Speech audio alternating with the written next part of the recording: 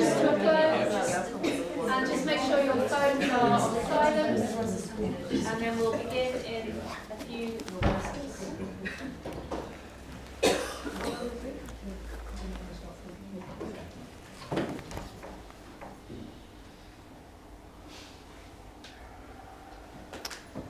Well, good evening, everyone. Thank you so much for joining us, and I want to welcome also everyone joining us from home.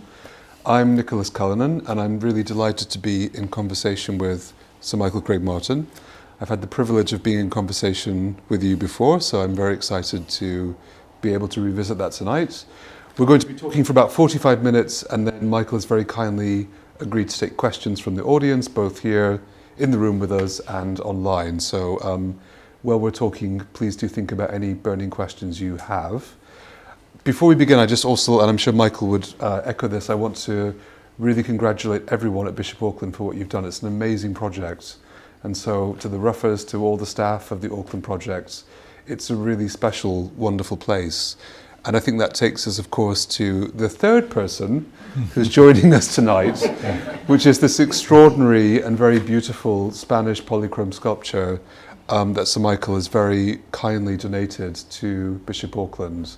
And so that's where we want to begin tonight, is by talking about, I have to say, it's so wonderful to do a talk with the objects next to you. Very unusual. Not you, you're not the objects. And so I suppose the first question is really when you encountered this wonderful sculpture, and what drew you to it?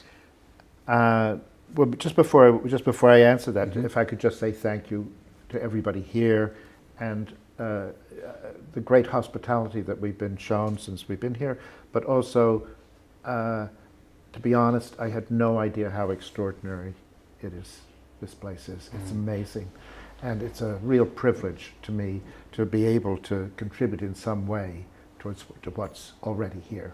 This is a small trinket in comparison with what's already here, but it's a real pleasure. Anyway, It's quite a large trinket. it's quite large, as trinkets go. But I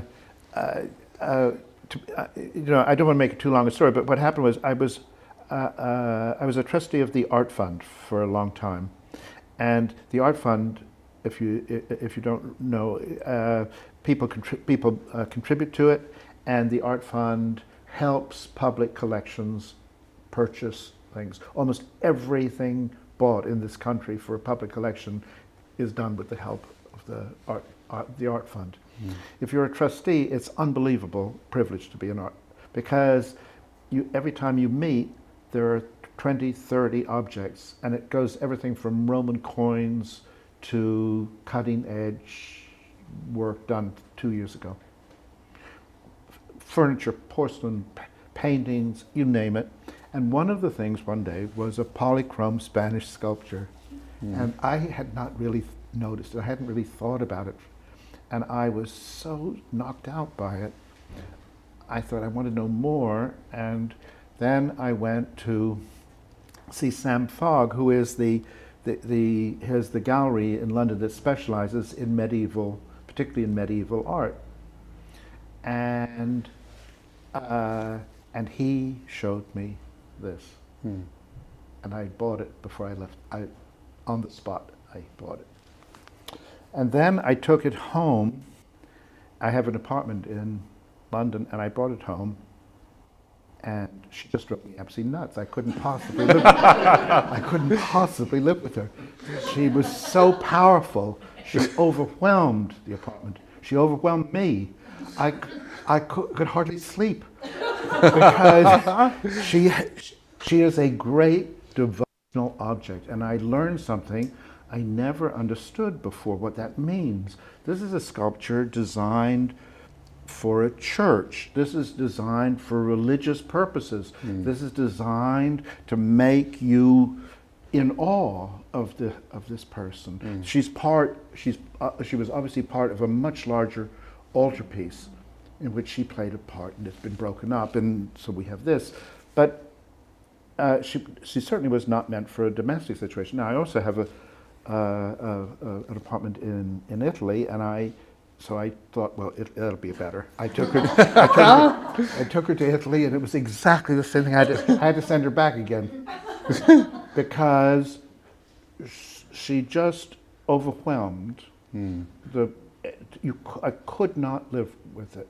And then I thought, well, what have I done? You know, and so I am unbelievably grateful that she has found such a fabulous home, a context in which she makes sense, where she will be seen in a way.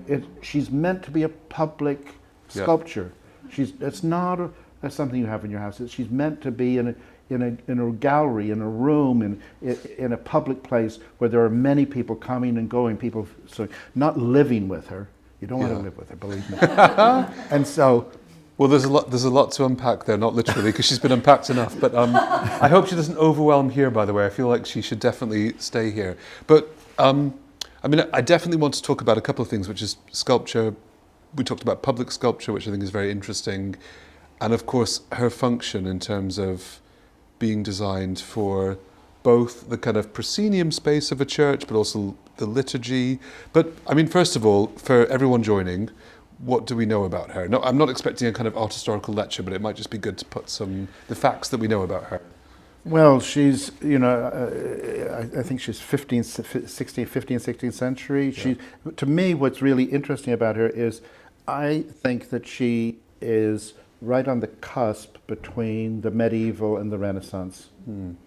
And she's a bit crude in a kind of medieval sense of, she's a little coarse, and she's not refined. You go in, as soon as you get further into the Renaissance, everything becomes much more refined. Yeah. And yet, you know, her face, there's a delicacy to her, and it's like she's in that realm of discovery between periods of work. Yeah. And so, which I think makes her particularly interesting. I mean, one of the reasons why I was very taken with her is that if you look at her hands, her face, her hair, everything about her is symmetrical. She's amazingly symmetrical, and which makes her very still.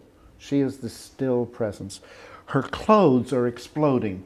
Her clothes are voluptuous. They're overwrought. And the dynamic of the sculpture is this tension between the stillness of her and the expression that is manifested. It's manifested, but what is not manifested in her is manifested through the clothing. And my own thought was that has been that she was.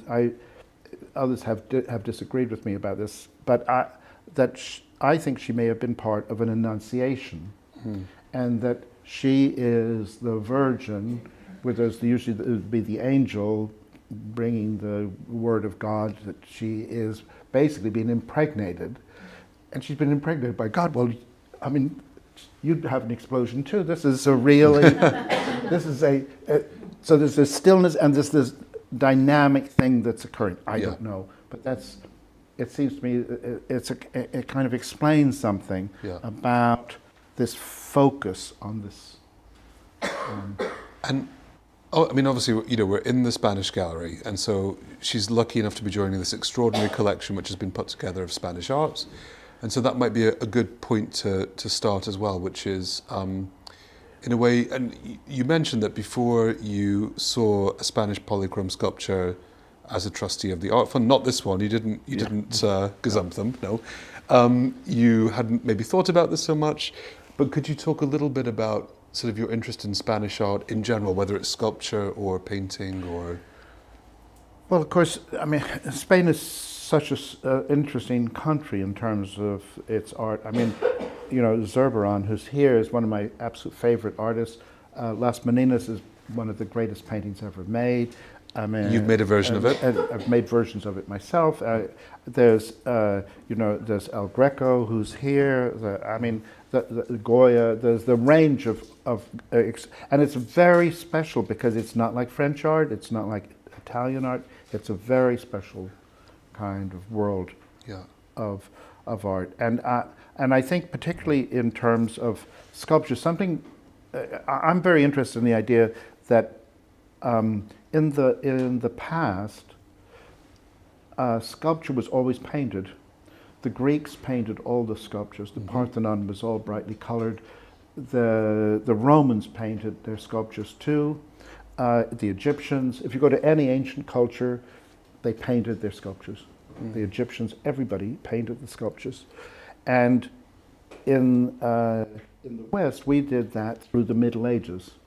If you go to to Germany or to France and look at sculpture from the Middle Ages, the cathedrals that were also the sculptures in the cathedrals, and a lot of the cathedrals, which are now just plain stone, they were all painted as well. There was an idea, and in a way, the expression of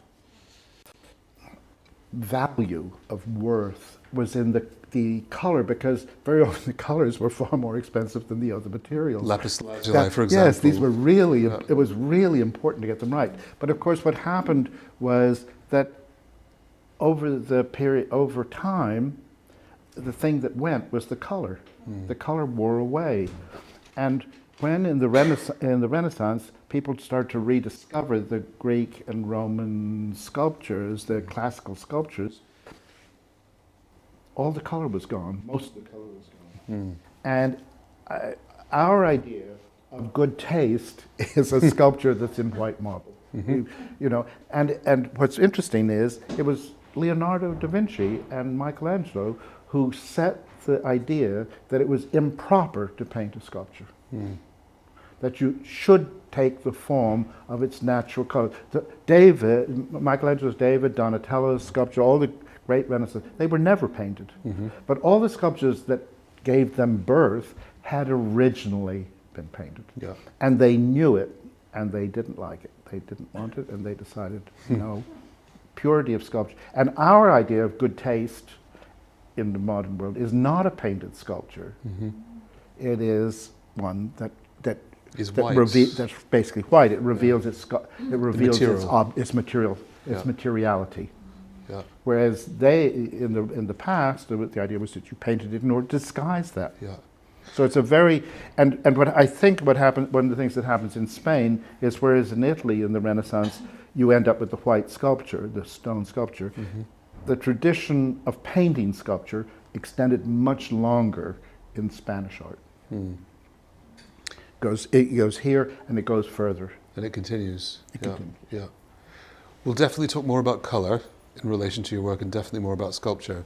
But I sort of want to begin talking about your work before there was colour, because there's an interesting parallel when we talked about this development based on a misunderstanding or an anachronism of sculpture and colour. So obviously, and your work now is known for your use of colour. You're a great colourist.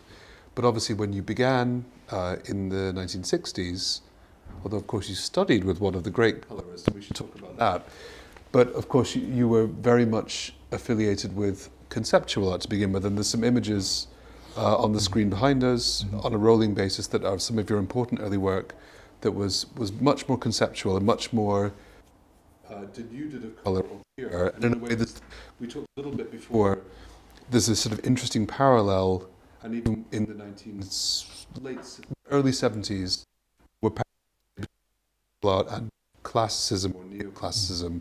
So could you talk a little bit about like your beginnings, basically, before there was colour? Well, I mean, I have to say, my initial feeling about colour was fear.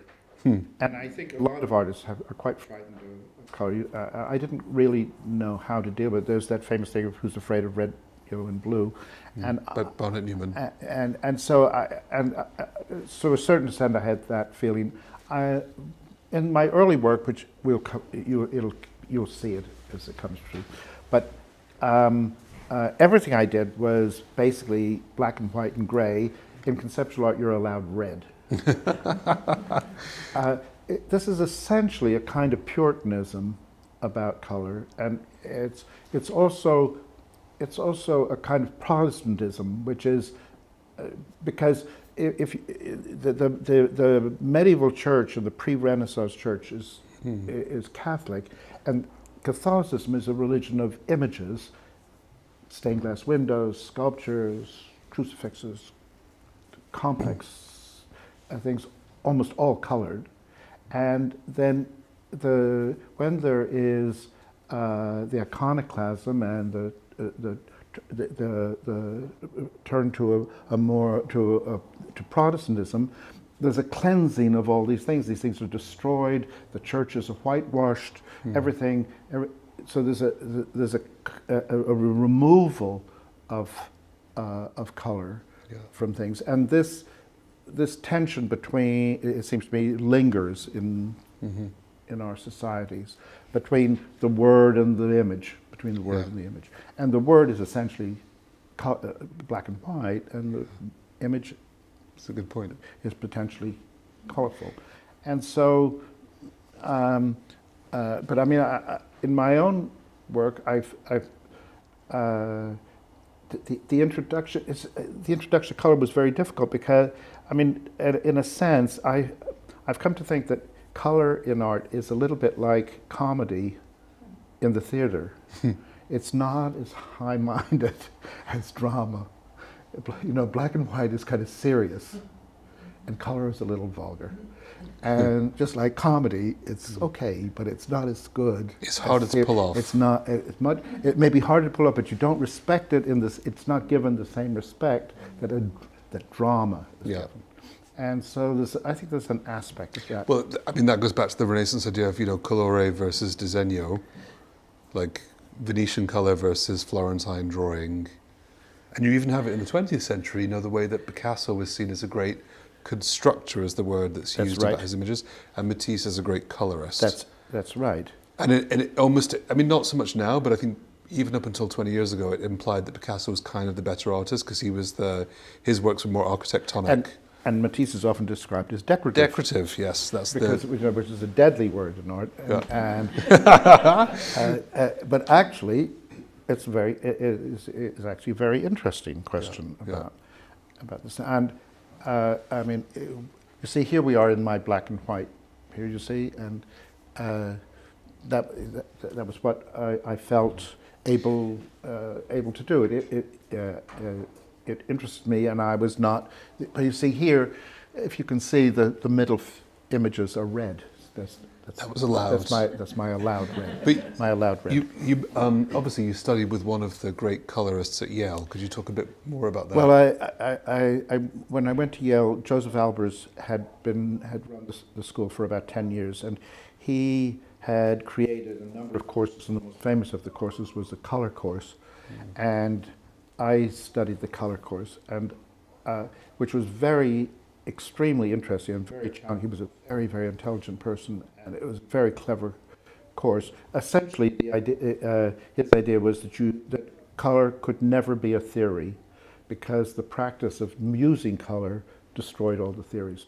You can take all these other people's theories, but when you actually came to make a picture, it didn't help you. So, so like Kandinsky, like early 20th century modernist Kandinsky, for example, or even Malevich, he completely disavowed that idea. But it was really the theorists of color. What's his name? The famous yes, I know. Cheval. Yeah, that person. Yeah, I can't remember who it is. but there were various people who came up with color theories. Yeah. Albers' idea was that a color theory was not useful practically, because the reality of using color, and that there were essentially two things that dramatically affected color. One was how much of there is, and the other is what are the other colors near it. And that all the theories in the world don't answer those things. So that you cannot talk about a green being a certain green being always the certain green, because it will depend if it's surrounded by blue or it's surrounded by red. Yeah, of course. It's not the same color when you see it that. So everything had to do with being able to adjust to what it is that's in front of your eyes, rather than coming in with an idea of what it should be. So you studied color. You did the color course with one of the great colorists. And filled me with fear. And then, well, maybe so much fear that you disavowed it temporarily. I don't think I phrased it quite like that. I'm putting words in your mouth. But in the end, but the fact is, I didn't use it, and at various times I tried to introduce a little bit of color, but then something happened that was very extraordinary, and it's in one of the slides. We've gone past it, but you'll see there's a room where there's a kind of red wall and a yellow wall, and I did an exhibition in Rome where I painted the gallery. I painted the walls of the gallery, and I had never done that. But they weren't bright colors. They were I did use a light pink on one wall. But it was something I'd never done. And I had an art dealer in Paris, and I was about to do a show, and she came to Rome and saw this and said she wanted me to do something in the gallery. And her gallery had 7 small rooms around a courtyard, very Parisian kind of thing. And I just had this idea, I'll make every room a different color. And then I thought, well, what colors am I going to use? I thought, well, it's obvious. Red, yellow, blue, green, purple. Yeah. So that's what I did. And then I painted images, 2 images in each room on the wall. And it had the biggest response of anything I'd ever done. People flocked to come and see it. People were talking about it in Paris. I couldn't believe it. I'd done several exhibitions. Nobody ever mentioned them at all. And suddenly, and I saw people come in, and people smiled. People responded. There was an amazing impact that it had. I had the idea. It was my idea that it was this. What I was trying to do was to make it so a person would kind of. It was like entering a painting. You were walking into the painting. Well, it worked better than I had thought. And to be perfectly honest, I've never done anything that wasn't colorful ever since that day. I just thought that this is so transformative. The thing about using every color in its most pure form, that's how I use color. Primary. I don't mix colors. Every color you can name. I never use a color you can't name. Yeah. You name the objects, you name the colors. So you kind of use color as a found object, because obviously objects are still... Yes, exactly. Yeah. I'm not inventing colors. I don't invent objects. Or even inflecting them. I don't draw things out of my imagination. I draw things I see. Everything I do is to do with something which exists. And I like things that have names. I never draw anything you don't know the name of. If you look at any object that comes up on the screen, you know the name of it, and you don't even tell yourself the name. You know it so easily. I don't have to do anything. You already know it, and it's the same with the colors. Yeah. The colors: red, green, yellow, blue. Found colors. Well, these are the colors. Yeah. I mean, what's amazing is that I've ended up doing something that's kind of specially mine, but I'm just using the same stuff everybody else does. I don't use anything special. There's no special colors. I never use fluorescent colors. Yeah. Things come out of the pot. This is how it comes out of the pot. Yeah. I want to come back to this tension or relationship between sort of painting and something more sculptural or object-like in a second, because I think it also relates to the person next to me. But before I get onto that, I mean, I think one of the shifts in terms of colour, I mean, yes, they're found colours like the objects that you depict, whether in 2 or 3 dimensions, which we'll move on to. But I think technology has been an important factor in your work, the way that you have adopted different either techniques or technologies. Could you talk a little bit? I'm thinking, for example, about the wonderful portrait we have by you, which we commissioned in the National Portrait Gallery of Zaha Hadid. So could you talk a little bit about, how technology has maybe influenced your technique? Or colour? Yes, when the drawings start with the wall drawings, which are just before this. This is slightly after that. But, and the drawings were drawn with tape directly on the wall. And in order to, what I did was I would make a drawing size, take a slide of it, project the slide, and then trace it on the wall using tape. That enabled me to take. So it's a modern technology. You couldn't have done that before. So it was the technology of the moment. The thing was, and the images, I drew each of the images on clear acetate and then overlaid them so that I could draw them. So I was always tracing my own images, but I could never make an image a different size without making another template. Yeah. And then I got a computer. And the computer was a miracle because suddenly I could take the image, I could make it bigger, I could make it smaller, I could make the line heavier, I could make the line thinner, I could overlay them, I could move them around, for now, I make a painting, I do 30 drawings.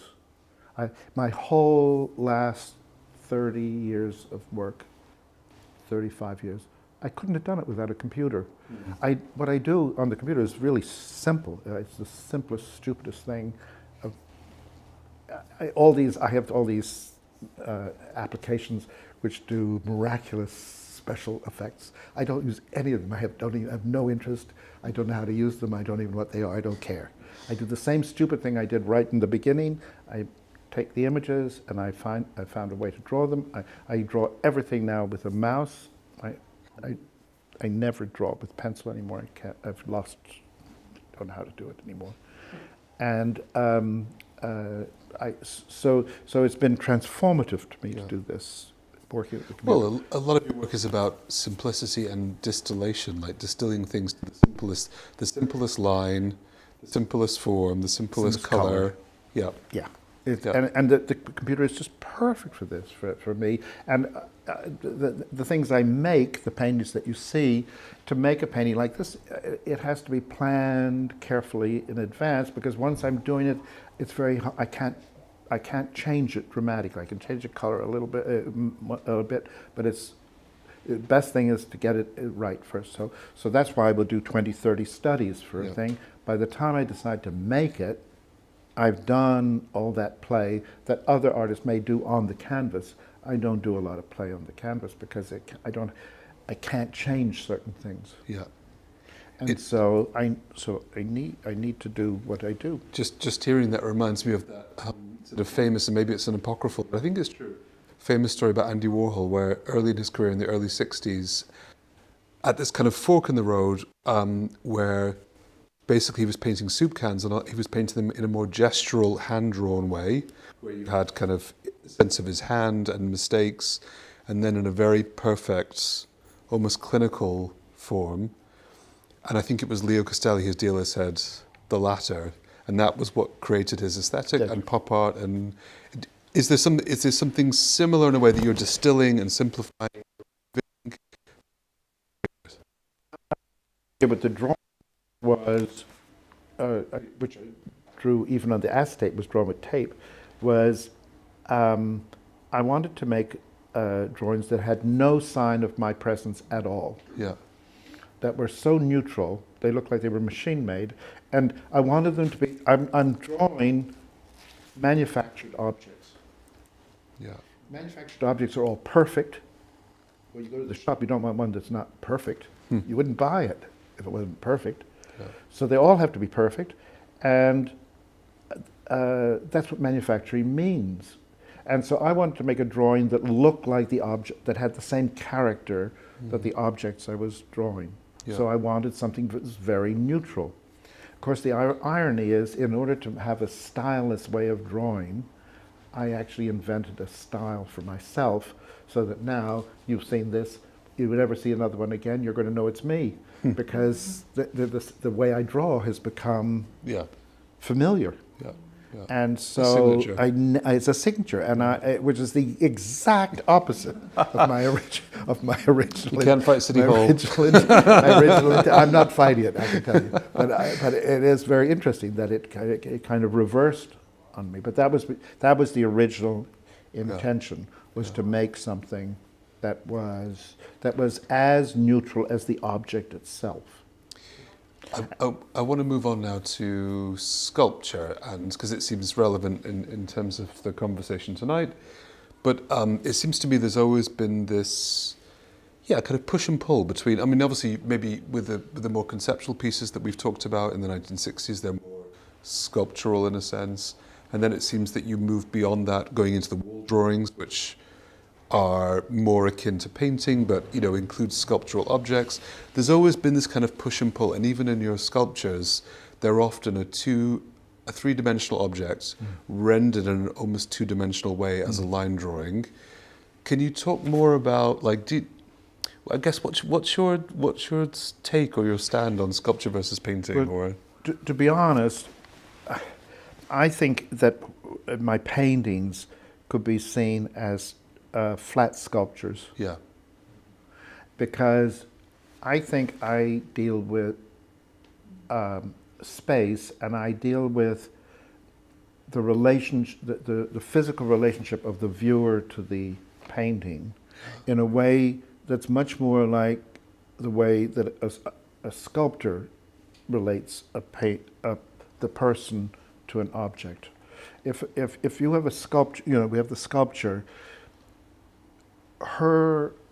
so much of what she is the relationship of her scale to us. You're responding to her. If she was this size, it would be a different experience. yeah, And when I make a painting, whether it's a painting this size or a painting that's 3 meters high, I'm thinking of you, what is going to be the viewer's physical interaction. And that's a sculptural reaction. That's not, to me, a painterly reaction. I think, we'll come back to sculpture, but I think scale is so interesting, and it's something that a lot of art historians don't talk about that much, about how an artist finds their scale. So, for example, we were talking about Vermeer earlier, Yes.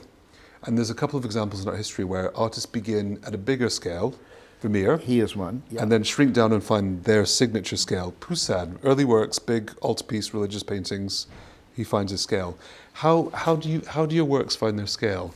Like, Well, to be honest, as you can see in certain things I've done, I am drawn to the idea of making very large things. yeah, And I've always been kind of fascinated by the idea of making work that existed in a public realm, in a public scale, if not the public realm, at least a public scale. yeah, But what really interests me is not just the visual relationship, but the body relationship. yeah, Of standing in front of something, of having it fill your field of vision, yeah. of something which makes you feel big or makes you feel small. Yeah.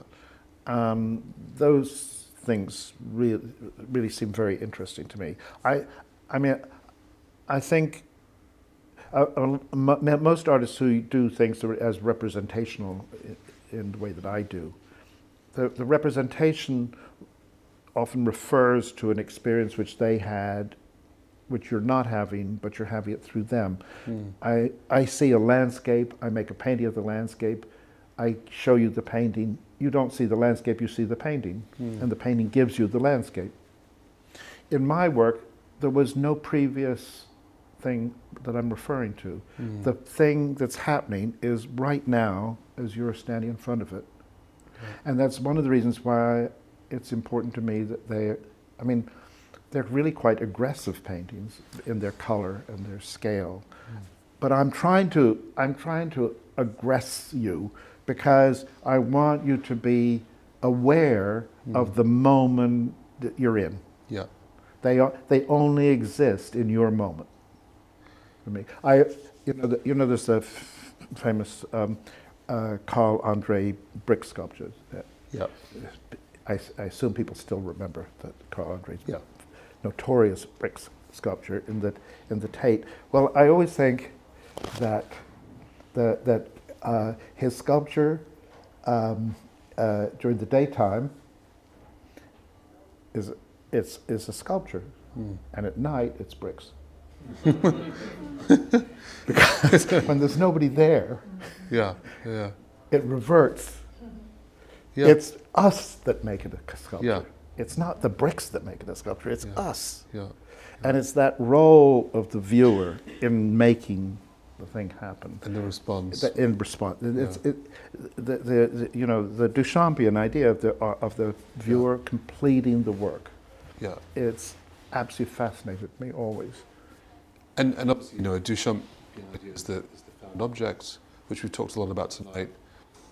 And I think what's interesting is that so many of your works are about found objects, and especially modern objects, contemporary objects like laptops. I mean, speaking of technology, you can often see the way technology develops in your work, or umbrellas, but also you've made, and when we talked before last year was about an extraordinary new body of work you've made around certain old master paintings.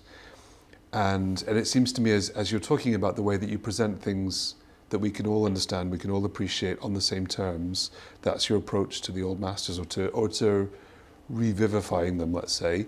Could you talk a little bit about that idea and that body of work? I don't quite understand my own being drawn to certain old masterworks. Yeah. But one of the things I was saying before is I depend on you to recognize the things I draw, because I give you very, very little. Mm-hmm. I give you, frankly, as little as I can. But you fill in everything.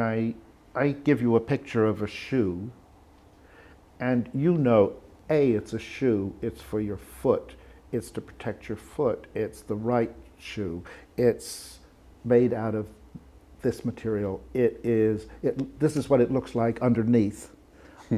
I'm not giving you any of that information. You know how much, you know more or less what it costs, you know all sorts of things about it. I don't give any of that. You're suggesting a shoe. Just giving you the shoe, the sign of a shoe. You fill in all this incredible amount of information that you carry, and you have no idea that you're carrying it. Mm-hmm. You don't look at my thing and think, oh, that's just like I've just described it. Yeah. Nobody does that, yeah. But that is in fact what is happening. Now, to me, when I go to certain old master works, I need to go to ones that you recognize. So I have Shiraz Bathers. I hope most people recognize it. I don't do my own versions of obscure works. I take works that are familiar and to try to refamiliarize them, to play on what you already bring to it, that you're already bringing something to it like you are to the other things. Yeah. I mean, the other thing we should talk about is and we kind of began by talking about how the sculpture who's sitting next to us was for a particular place, for a particular purpose, for a particular context. And so too is much of your work. And, you know, we can see behind us moving images, I mean, not moving images, but images moving, of this fantastic project you did at Chatsworth, like site-specific sculptures and installations. Much of your work is that. And I think also it brings up, I think, a really important part of your work, which is humor. There's often a kind of humorous, maybe disconnect between the work you're placing and the context. Could you talk a little bit about, context site, like what that means to you, how you approach it? Well, I approach everything from the point of view of what is given, what is already here. I often say, I don't invent anything. I just observe things and manifest what I've observed. I don't invent forms. I'm not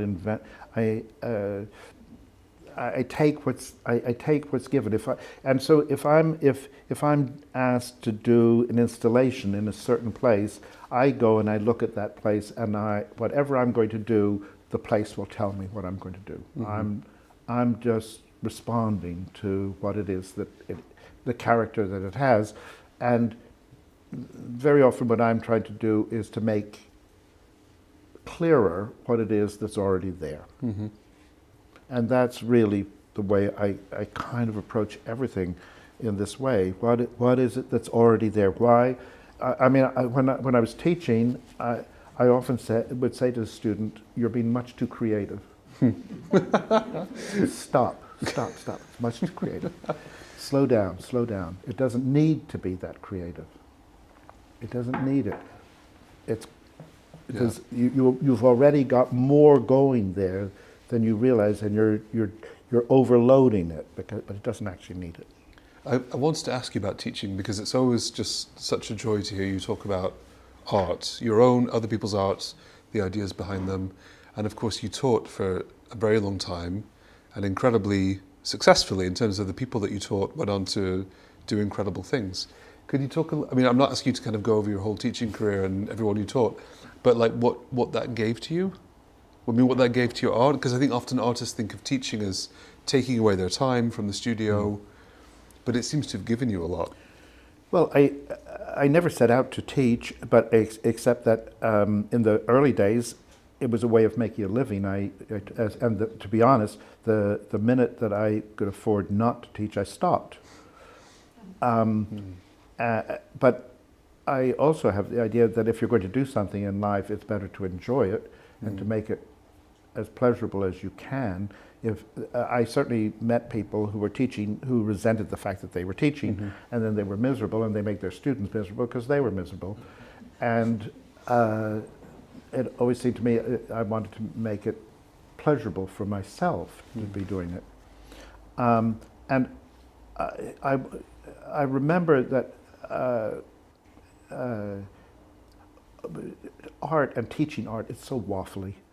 And I remember that when I was a student, occasionally somebody said something that was of practical use to me. So my idea when I was teaching was I would try to give to say something that might be practically useful to the person I was talking to. And sometimes I had to talk to them for 2 hours before I could figure out something that might be useful. Was that just because I'm hoping I felt like I was abandoning them yeah. if I didn't give them something to take away from it. Just because I'm hoping to get something useful as well. Was that like specific to each person, or were there some particular things that you were able to? Because it seems to me that you've also got like some very clear ideas. Were you able to often say to people, "This is one thing"? A bit like Albers saying, you know, actually, in terms of colour, it's not about theory, or was it more about you had to kind of tease it out from the individual? Yes, the thing that came to interest me most about teaching was, again, the students don't arrive empty; they arrive quite full, and they also arrive very individual. And so my idea about art was that it is essentially a personal expression, and therefore there was no rule, like Albers would say, there was no rule that would be applied to everybody, and what you had to do was to find out something about the relationship of an individual to what it was that they were doing.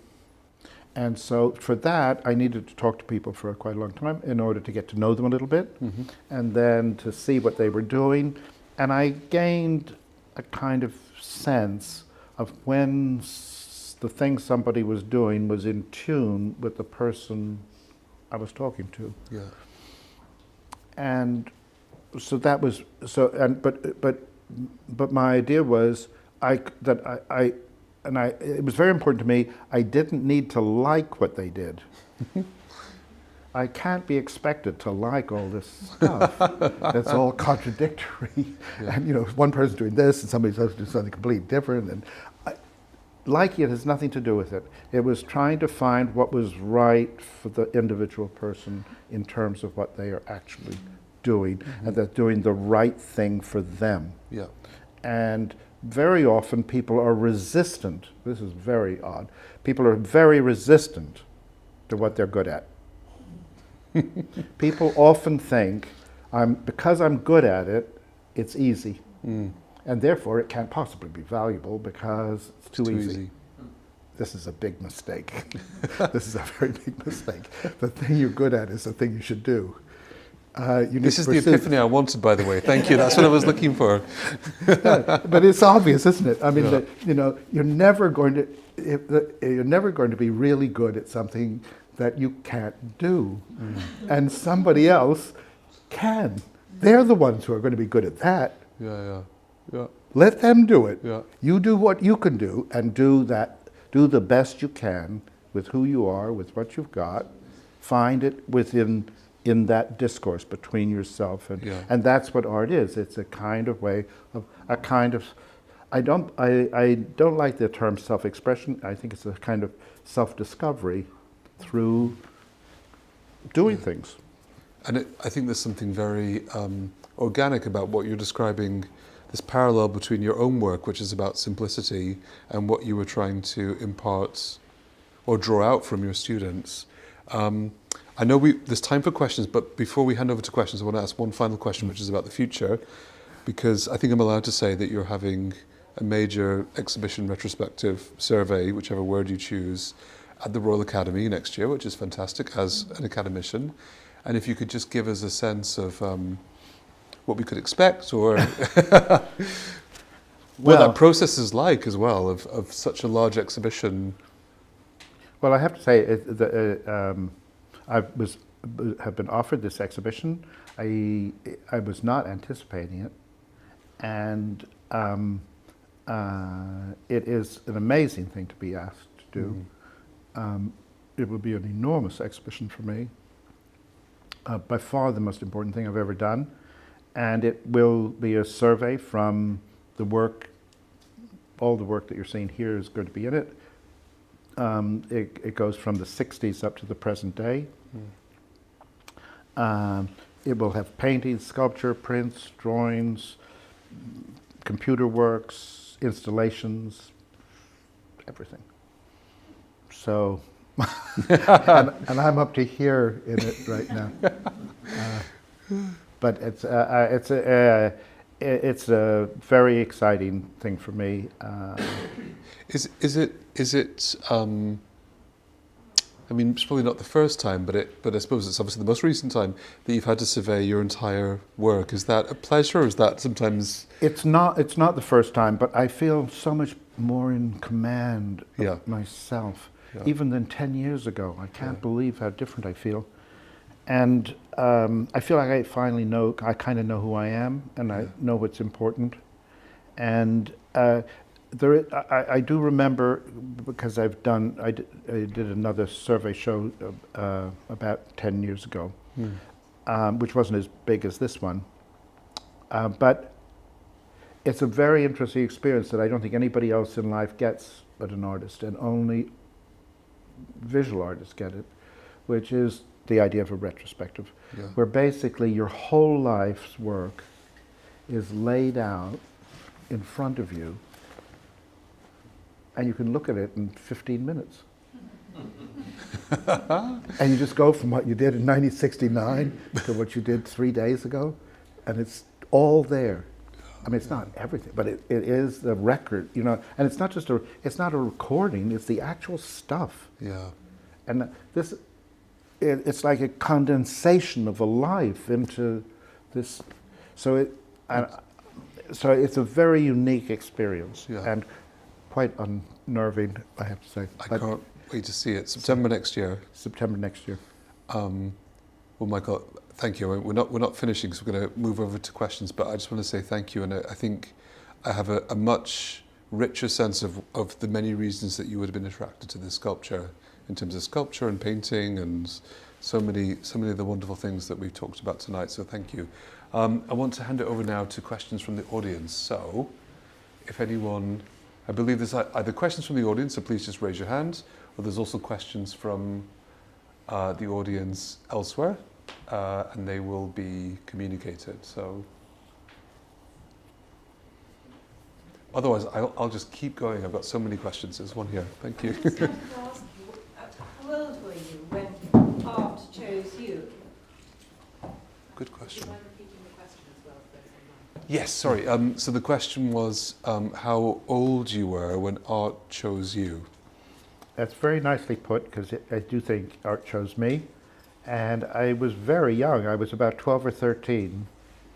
And ever since I was a very small child, I was strangely interested in everything modern.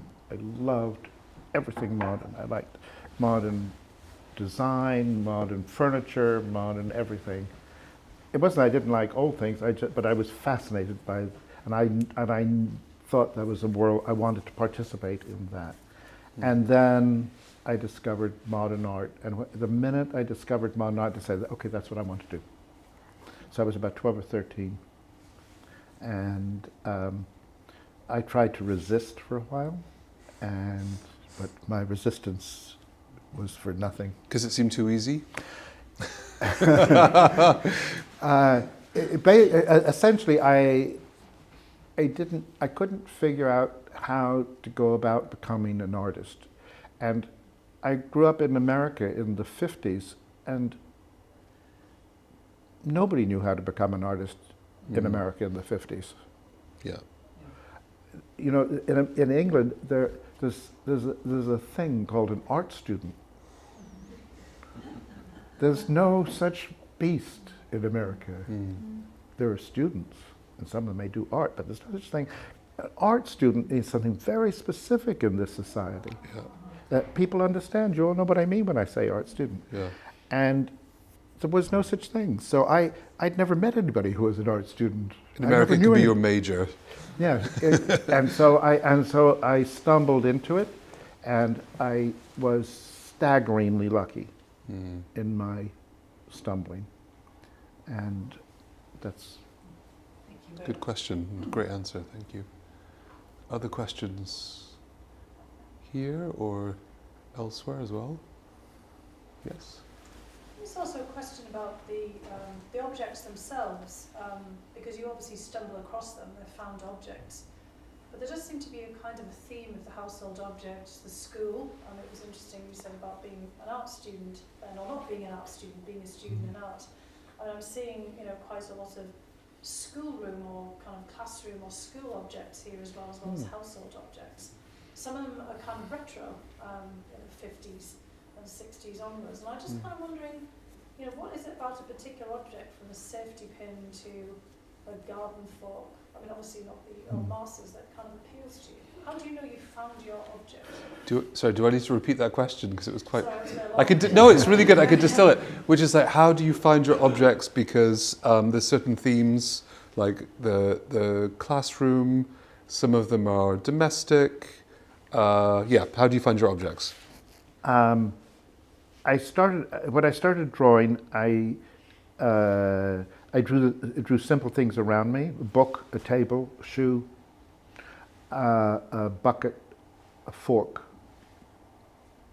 And my idea was that I was drawing things that were both universal. First of all, they were universal, but also that they were timeless in a way. As I went on, and I thought there would be, if I kept drawing, there'd be 10,000 drawings, 10,000 objects. I gradually realized that there are not so many objects. There's a lot of objects which are versions of objects. A perfect example is chairs. Look at the number of chairs in this room, and this, there's two types of chairs here, and there's a lot of different chairs in the world, but they're basically chairs. And but as I went on, I just drew the things around me, and I'm always looking for something to draw. I'm dying to draw.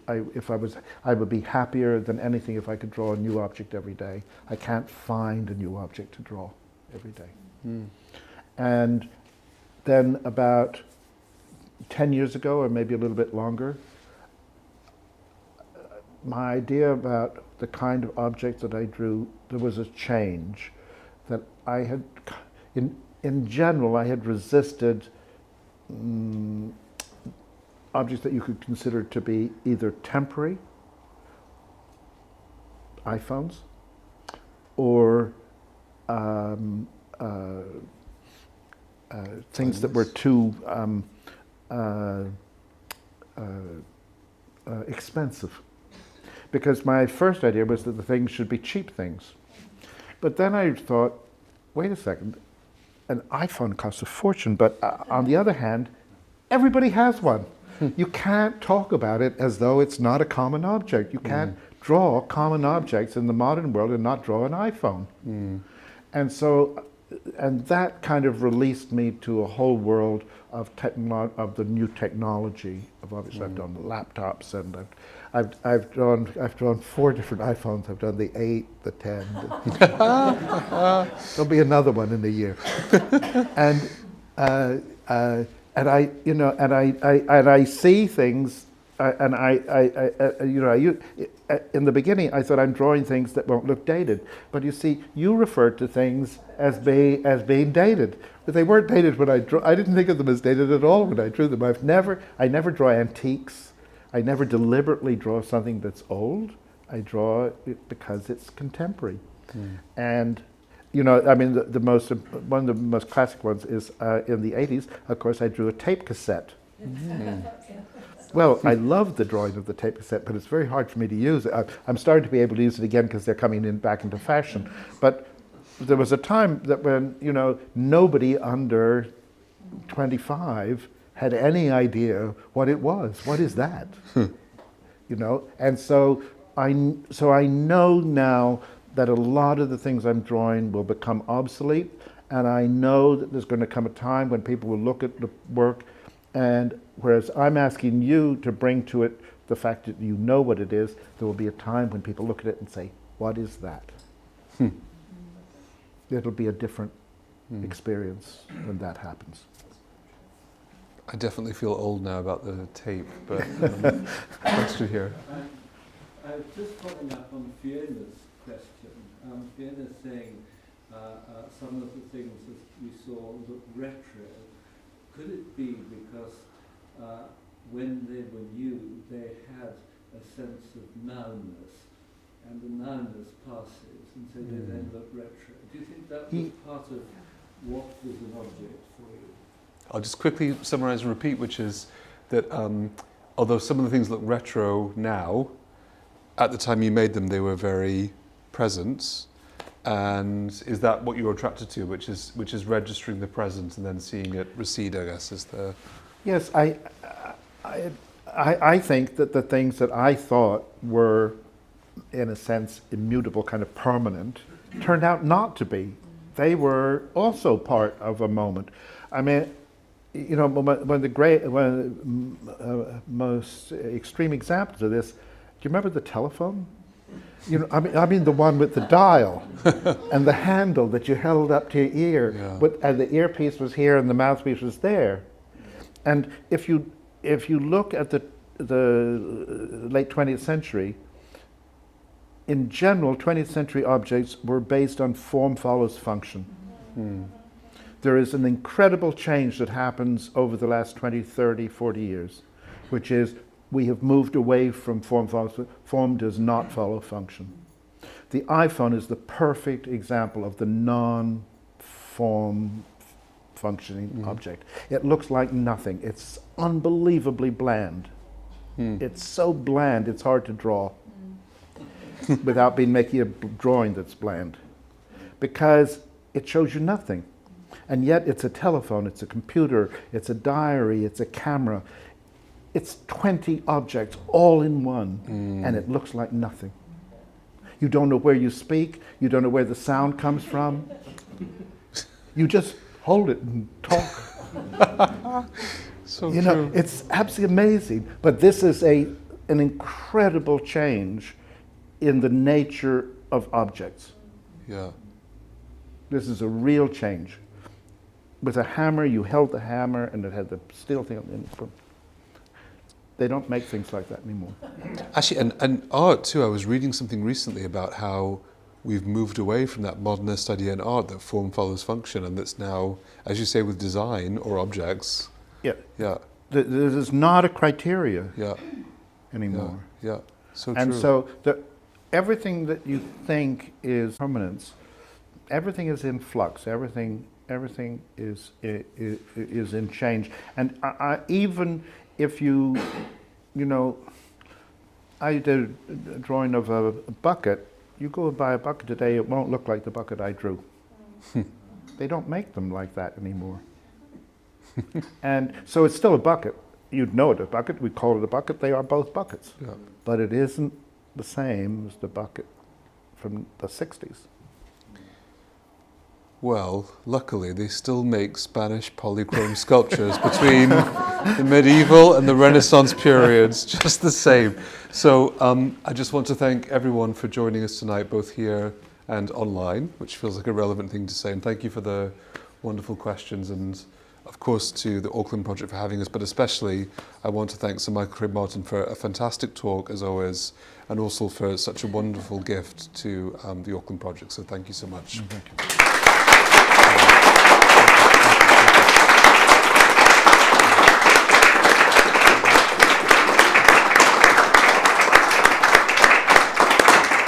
Thank you. Thank you all very, very much. Thank you.